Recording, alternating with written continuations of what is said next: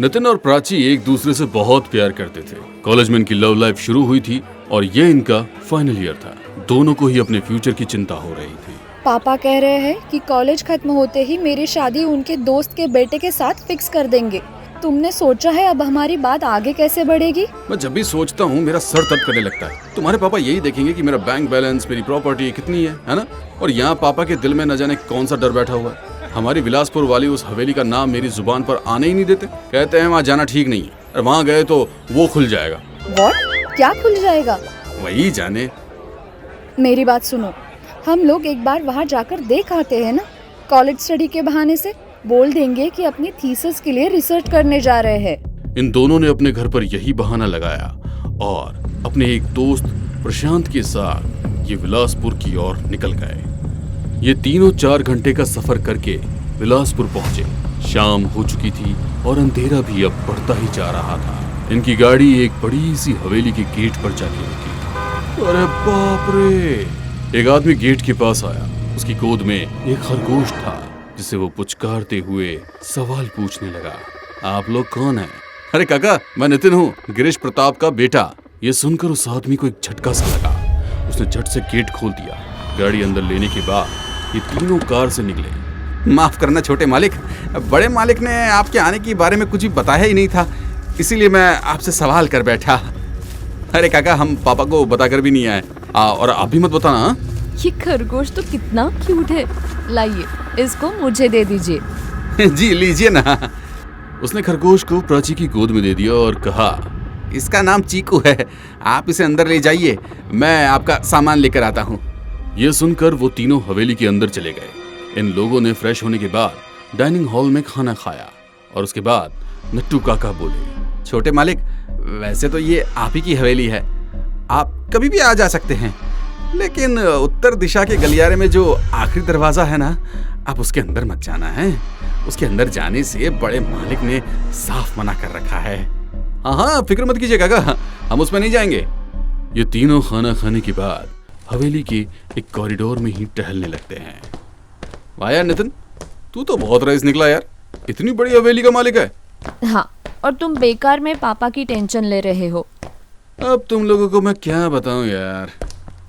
अरे वो देखो, सामने एक दरवाजा है, कितना बड़ा है नहीं? उन दोनों ने भी सामने देखा। कॉरिडोर के आखिर में ठीक सामने उन्हें एक दरवाजा दिखाई दे रहा था। चलो उस कमरे में भी चलकर देखते हैं, उसमें भी कुछ एंटीक आइटम होगा। ओह हेलो, मुझे लगता है ये वही दरवाजा है जिसे खोलने से नट्टू काका ने मना किया था। अरे यार, तो कौन सा वो हमें देख रहे हैं? नहीं, अगर पापा ने मना किया है तो जरूर इसके पीछे कोई वजह होगी। तभी ऐसा लगा जैसे अंदर से कोई दरवाजे को नॉक कर रहा है और ये तीनों बोलते बोलते रुक गए। यार सुना तुम लोगों ने? लगता है उसके अंदर कुछ है। नहीं, ऐसा नहीं हो सकता, ये तो कई सालों से बंद है। जरूर हवा से कुछ हिला होगा। चलो चलते हैं यहाँ से। उसके कहने पर वो दोनों वहां से वापस तो हो लिए, लेकिन प्राची के दिमाग में कुछ और भी चल रहा था। अपने कमरे में जाने के बाद उसने सोचा, जरूर उस कमरे के अंदर कुछ। नितिन के सो जाने के बाद प्राची चुपचाप अपने कमरे से निकली और प्रशांत के पास पहुंची। अरे प्राची, रात के 2 बजे, कोई इमरजेंसी थी क्या? धीरे बोलो यार, मैं कह रही थी कि हम दोनों उस दरवाजे को खोलकर देखते हैं कि अंदर ऐसा क्या है जो नितिन के पापा उसको खोलने से मना कर रहे हैं। मुझे लगता है जरूर उसमें उनका पुश्तैनी खजाना होगा और वो नितिन से उस धन को इसलिए छिपा रहे हैं कहीं उसे देखकर उनका पुत्र बहक ना जाए। ग्रेट, तो मुझे उसमें से कितना मिलेगा? अरे देख तो लेते हैं कि अंदर क्या है। अगर सच में कोई गुप्त धन मिल गया तो फिर नितिन का बैंक बैलेंस भी अच्छा बन जाएगा और हमारी शादी भी आसानी से हो जाएगी। तुम भी 10-20 लाख ले लेना। ये दोनों अब चुपचाप हाथ में टॉर्च लिए आगे बढ़ रहे थे। रात के सन्नाटे में उनके हर कदम की आवाज कॉरिडोर में गूंज रही थी। करीब 200 कदम चलने के बाद वो दरवाजा उनके सामने था। वो उसे खोलने ही वाले थे, तभी उनको दरवाजे के अंदर से किसी के भारी कदमों की आवाज सुनाई दी। ये कौन है? अरे कुंडी बाहर से लगी है यार, कोई नहीं होगा, तुम टेंशन मत लो। ये कहकर प्राची ने कुंडी खोली और डर की आवाज करता हुआ वो दरवाजा खुल गया। उसके अंदर से इतना तेज उजाला उत्पन्न होकर कॉरिडोर में फैला जैसे मानो पूरे कमरे में तेज आग चल रही हो। इन दोनों ने अंदर न जाने क्या देखा कि इनकी आंखें फटी की फटी रह गई और शरीर कांपने लगा। फिर एक चीख दोनों के मुंह से निकली। ये दोनों पलटे और वापस भागने लगे। वो रोशनी और तेज हो गई। प्रशांत तो भागकर अपने कमरे की तरफ चला गया, लेकिन प्राची को ऐसा लगा जैसे किसी अदृश्य शक्ति ने उसका पैर पकड़ लिया हो और वो उसे वापस पीछे खींच रही हो। वो शक्ति प्राची के पैर को पीछे की तरफ बहुत तेजी से खींचते हुए ले गई। उसके मुंह से एक गहरी चीख निकली और दरवाजे के अंदर जाते ही दरवाजा अपने आप बंद हो गया और एक ही पल में चारों तरफ मौत का सन्नाटा छा गया। प्रशांत को इतना डर लग रहा था कि वो चादर के बिल्कुल अंदर समा गया था। उसके बाद भी उसकी कपकपी बंद नहीं हो रही थी। कुछ घंटों बाद सवेरा हुआ तो प्रशांत अपने कमरे से निकला। अब तक तो प्राची ने नितिन को सब कुछ बता दिया होगा। मैं ही उससे जाके मिलता हूँ। वो उन दोनों के कमरे की तरफ बढ़ ही रहा था कि तभी उसे रेलिंग के पास प्राची खड़ी हुई नजर आई, जो आसमान से उगते सूरज को बड़ी गौर से देख रही थी। प्राची, रात को जो कुछ भी हमने देखा था, आई नो कि उसे देखने के बाद तुमको भी यहाँ से जाने की लग रही होगी। तुमने नितिन से इस बारे में बात की कि नहीं? ये सुनकर प्राची ने प्रशांत की तरफ देखा और उसके हाथ को थाम कर बोली, डरने की कोई जरूरत नहीं है, हम उस कमरे में नहीं जाएंगे, सिंपल। ये कहकर वहां से अपने कमरे की तरफ वो वापस चली गई। कमाल है, एक लड़की होकर इतनी भयानक चीज देखने के बाद भी इसे डर नहीं लग रहा। तभी प्रशांत ने गौर किया कि उसकी कलाई पर जलन हो रही है। उसने अपने हाथ को देखा तो वो हैरान रह गया।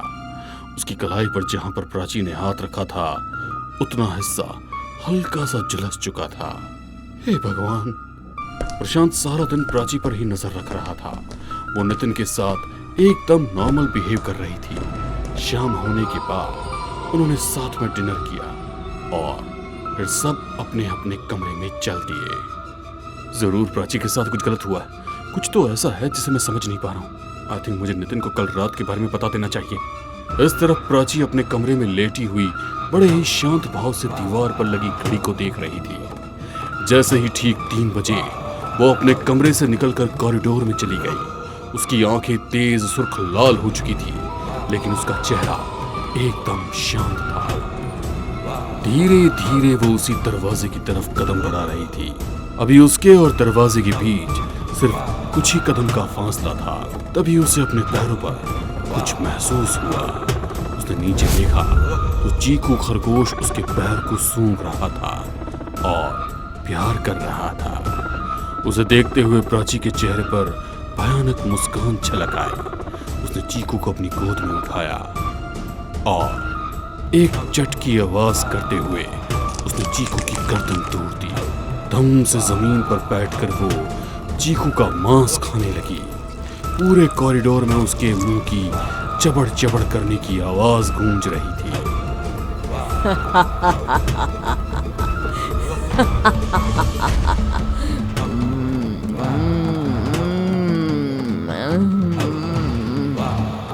प्रशांत उसी वक्त नितिन के कमरे की तरफ बढ़ रहा था।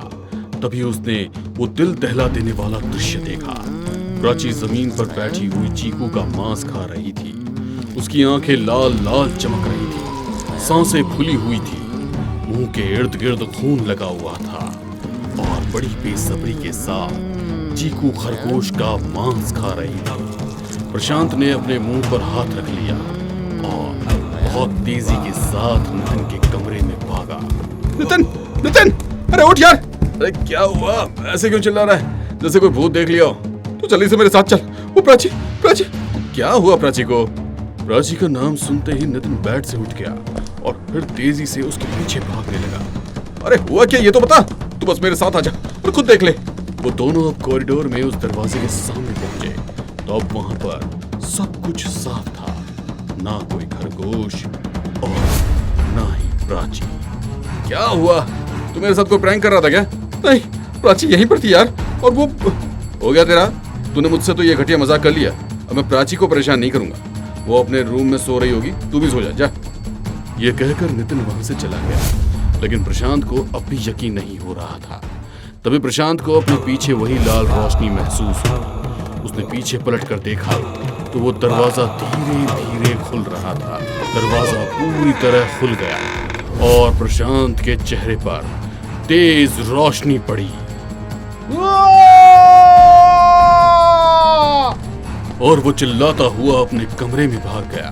प्राची के साथ क्या हो रहा है और उस दरवाजे के अंदर क्या है? क्या रहस्य है उस दरवाजे का? जानने के लिए देखिए इस कहानी का अगला और आखिरी पार्ट।